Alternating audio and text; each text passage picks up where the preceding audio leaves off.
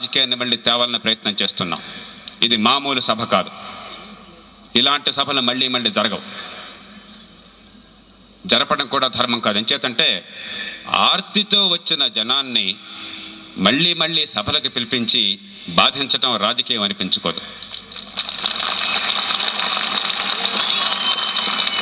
అసలు ఒక్కసారి కూడా సభ పెట్టకపోతే మళ్ళీ వీళ్ళ మాటలే కానీ జనం వీళ్ళ పక్కన రేజని పట్టాలని చెప్పి ఉద్దేశంతో ఒక్కసారి మాత్రం ఈ సభ కొత్త రీతిలో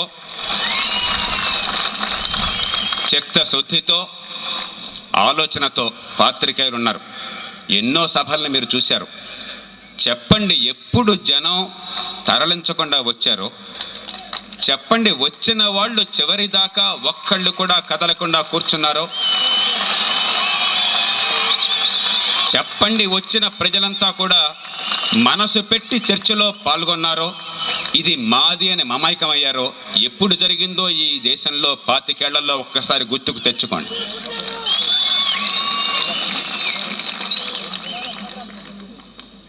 అరవై ఏళ్ల ప్రజాస్వామ్యంలో అన్ని అప్రస్తుతులు లేవు, ఖచ్చితంగా కొన్ని మంచి జరిగాయి. ఈ దేశంలో గర్వించే సంఘటనలు కొన్ని జరిగాయి. బలమైన వ్యవస్థకు పునాదులు పడ్డాయి, మన అదృష్టం.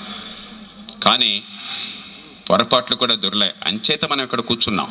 లేకపోతే హాయిగా క్రికెట్ చూసిండేవాళ్ళం ఇంట్లో.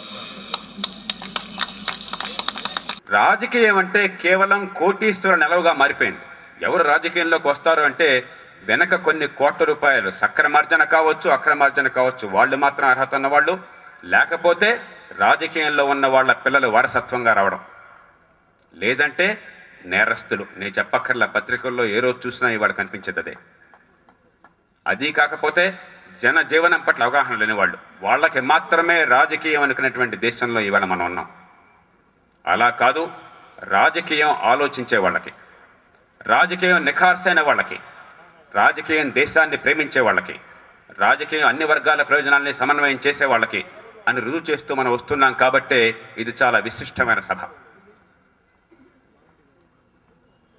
మరో అపశృతి ఈ దేశంలో, మన జేబులో నోట్లుంటే ఆ నోట్లు కొట్టేయాలని, జేబు కొట్టేయాలని ఎవడో వస్తే వాడి దగ్గర పైసలు పుచ్చుకొని వాడికి ఓటేసి నువ్వు జేబు కొట్టేరా అని హక్కిస్తున్నాం మనం.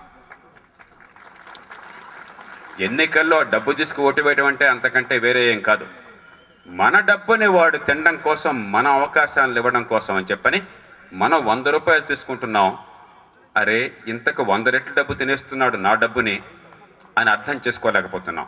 అలాంటి రాజకీయం నుంచి నువ్వు నాకు డబ్బు ఇవ్వక్కర్లేదయ్యా, నేను నీకు ఇస్తాను, నువ్వు నా సేవకుడుగా ఉండు, నేను నిన్ను పోషిస్తాను, నువ్వు నా మనిషిగా పనిచేయని చెప్పి శాసించే రాజకీయంలోకి మనం అడదాం.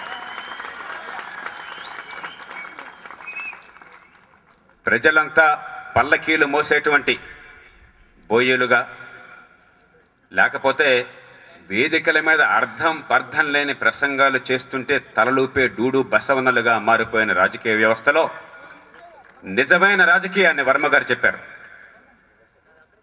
వేదిక నెక్కినవాడు, పాలన చేసేవాడు, సేవకుడుగా ఉండే రాజకీయాన్ని తీసుకురావడం కోసం మనం ఈ వేదిక ఇవాళ ఏర్పాటు చేసుకున్నాం. అందుకోసం కొత్త రాజకీయాన్ని నిర్మిస్తున్నాం. అందుకోసం ఇవాళ సభలో కూర్చున్నాం. ఈ నేపథ్యంలో ప్రజలకి పార్టీలకి మధ్య బంధం తెగిపోయింది. ప్రజల తీరు ప్రజలది, పార్టీల బాణి పార్టీలది. ప్రజల అవసరాలు పార్టీల అవసరాలు కావడం లేదు. పార్టీల పోరాటాలతో ప్రజల పోరాటాలకి సంబంధం లేదు. ప్రజల ప్రాధాన్యాలు పార్టీల ప్రాధాన్యతలు కాకుండా పోయినాయి. ప్రజల జీవనమరణ సమస్యలు పార్టీలకు పట్టకుండా పోయినాయి. మళ్ళీ జనజీవనంతో రాజకీయానికి సంబంధాన్ని ముడిపెట్టాలి. మళ్ళీ నిజంగా ఈ జాతిలో జనం నుంచి రాజకీయం రావాలి. అందుకోసం మనం ఇవాళ ఇక్కడ కూర్చున్నాం. కొత్త రాజకీయాన్ని గురించి చాలామంది పెద్దలు మాట్లాడారు. అర్జున్ గారు అన్నారు, ఈ పార్టీని ఆ పార్టీ, ఆ పార్టీని ఈ పార్టీ తిట్టుకోవడం అని చెప్పని.